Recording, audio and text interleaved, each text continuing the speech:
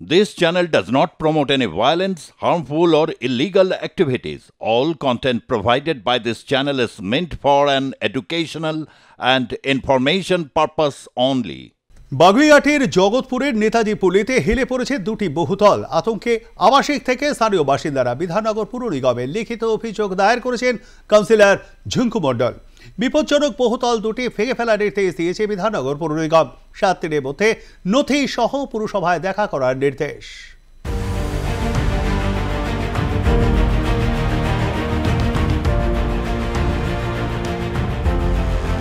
একদিকে যেমন নাকি বাঘা যতীনের ঘটনা এবং তার পরপরই দেখা গেল যে রাজ্যের একাধিক বাড়ি হেলে পড়ছে এমন ছবি উঠে আসছে এবং বিভিন্ন মানুষজন কিন্তু এর আগে কিন্তু সেভাবে জানায়নি, কিন্তু বাঘা যতীনের ঘটনার পরে চোখে আঙুল দিয়ে দেখাতে চাইছেন সংবাদ মাধ্যমকে যে একাধিক বিল্ডিং কিন্তু হেলে পড়েছে।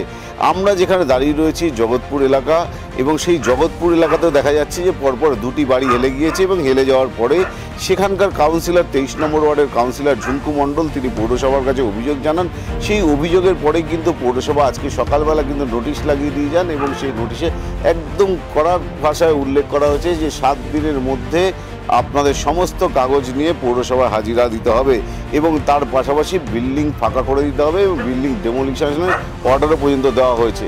এবং আমরা দেখতে পাচ্ছি যে বিল্ডিং প্রায় দুটো বিল্ডিং একদম গায়ে লেগে গিয়েছে এবং সেরকমই অবস্থা, কিন্তু পৌরসভার কর্মীরা যে মাঝে মধ্যে আছেন তাদের কি নজর এড়ালো কি করে সে নিয়েও প্রশ্ন উঠেছে। আমি তো দেখি না আমার বাড়ি কোন দিকে হেলেছে, হয়তো ওদের পাইলিং করতে গিয়ে আমার এই কোনাটা একটু ঢুকে গেছে, নয়তো চতুর্দিকে আমার বাড়ি এতদিন আমি বাড়ি কিনেছি 10 বছর, বাড়ি করেছি 8 বছর, এত বছর কিছু হয়নি। ও 2 বছর তো এই বাড়িটা করলো, সাইড দিয়ে পাইলিং কাটলো, তারপরে আমরা অনেক বাধা দিয়েছি, তারপরে ওরা দুতলা করার পরে বাধা দেওয়া হয়েছে যে এখন রেখে দাও, কিছুদিন বাদে করো, কারণ যেহেতু জলা জমি, কিন্তু কেউ বাধা শুনেনি। তখন তো আমার হয়ে কেউ কথা বলতে আসেনি, আমিও কারোর হয়ে কথা বলতে। এখানে কাউন্সিলর আমি করেছি, এখন কাউন্সিলর কি করবে? আমরা তো আমাদের জুড়ে আমরা করে ফেলেছি। পৌরসভার কাছে কোনো ছাড়পত্র নেননি কেন?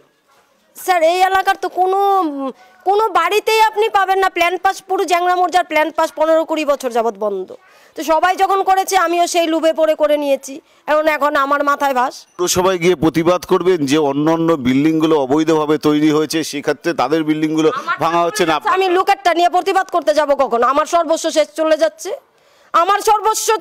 আমি লুকেটটা নিয়ে আসতে যাব কিসের জন্য? ওটা হচ্ছে না কেন সেই নীতি নিয়ে আমরা চলি না। পৌরসভার লোক তো মাঝে মধ্যেই আসে, তারা কি কখনো দেখেনি যে এটা বেআইনি? সেটা পৌরসভার লোকদেরকে জিজ্ঞেস করুন। জলের লাইন দিয়েছে, মিটার বসিয়েছে, আইনের লোক পৌরসভার লোকদেরকে জিজ্ঞেস করুন কেন দেখেনি এতদিন। এই এলাকাতে একাধিক বাড়ি জলের উপরে তৈরি হয়েছে এমনটা দাবি করা হচ্ছে। তাহলে এতদিন কোথায় ছিল পৌরসভা? তারা কিন্তু নজরে আসে। সেটা তো আমি নিজেই তো বোঝা, ওরা তো নিজে নিশ্চিত আসা যাওয়া করে, সবই করে, দেখা বাঘা সবই তো করছে, তা ওরা কি জানে না? না জানলে এতদিন গায় কোথাও 5 ফুট রাস্তায় বহুতল তৈরি হচ্ছে, সেখানে কোনো তা সেটাই আমাদের তো 8 ফুট রাস্তা আছে। হ্যাঁ, এত বাড়ি তো কম বাড়ি তো করেনি, প্রচুর বাড়ি তো হয়েছে। এই একটি বাড়ি এবং তার পাশে আরেকটি বাড়ি রয়েছে। পৌরসভার পক্ষ থেকে ইতিমধ্যেই জলের লাইন সমস্ত কিছু দেওয়া হয়েছে এবং তা সত্ত্বেও কিন্তু পৌরসভা এখন হঠাৎ করে ভেঙে দেওয়ার যে নির্দেশ সেটা নির্দেশ দিয়েছেন। কিন্তু এলাকার মানুষ বারবার করে প্রশ্ন তুলছেন যে এখানে গরিব মানুষের বসবাস এবং যারা এখান থেকে থাকেন, ছোট রাস্তা জলাশয় বুঝিয়ে তারা করেছেন ঠিকই, কিন্তু একাধিক বৃহত্তর বিল্ডিং এখানে তৈরি হয়েছে যেগুলো প্রমোটাররা সেগুলো করেছেন এবং তাকে ভাঙার নির্দেশ কিন্তু এখনো পর্যন্ত পৌরসভা দেয়নি। আমার বাড়ি সত্যিই কিচ্ছু হয়নি, না ফাটল ধরেছে, না কোনোতে চিড় খেয়েছে, এরকম তো কিছুই নেই আমার বাড়ি। কিন্তু পৌরসভার ছাড়পত্র নেই তো? হ্যাঁ, এটা নেই, আমি স্বীকার করছি নেই। হ্যাঁ, কিন্তু হচ্ছে গিয়ে আমার বাড়িতে এরম কিছু হয়নি যে ভেঙে পড়ে যাবে বা ভাঙার মতন পরিস্থিতি, এরম তো কিছু না। পাশের বাড়ি আপনার বাড়ির দিকে হেলে পড়েছে? হ্যাঁ, হেলে পড়েছে। নির্মাণটা তো অবৈধ। সেটা তো এখন কি ভাবছেন?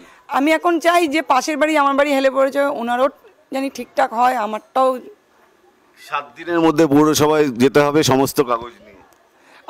আমি তো আগেও বলছি, এখনও বলছি, আমি এই 16-17 দিন হলো আমি মর্টগেজে বাড়ি রেখেছি, আমি পুরো দেনায় পুরো ডুবে গেছি, আমাকে তো শোধ করতে হবে সেই দেনাটা। না ভেঙে ফেলা হয় সেক্ষেত্রে আপনি কি করবেন? কি করবো, রাস্তায় ছেলে মেয়েকে নিয়ে গিয়ে বসতে হবে আমার। জলাশয়ে ভরাট করে আস্তে আস্তে কিন্তু তারা নির্মাণ করেছেন। কেউই এখানে পৌরসভার ছাড়পত্র নেননি এবং বিধাননগর জুড়ে কিন্তু একাধিক বেআইনি নির্মাণ হয়েছে। সেই বেআইনি নির্মাণেও কিন্তু পৌরসভার ছাড়পত্র নেই তাদের কাছে। তা সত্ত্বেও সেদিকে কোনো নজর না দিয়ে গরিব মানুষের বাড়ির উপরে কিন্তু নজর পড়েছে, এমনটাও কিন্তু দাবি করছেন এলাকার বাসিন্দারা। চিত্র সাংবাদিক বিনয় মণ্ডলের সঙ্গে বিশ্বজিৎ পালের প্রতিবেদন, আর প্লাস নিউজ কেষ্টপুর।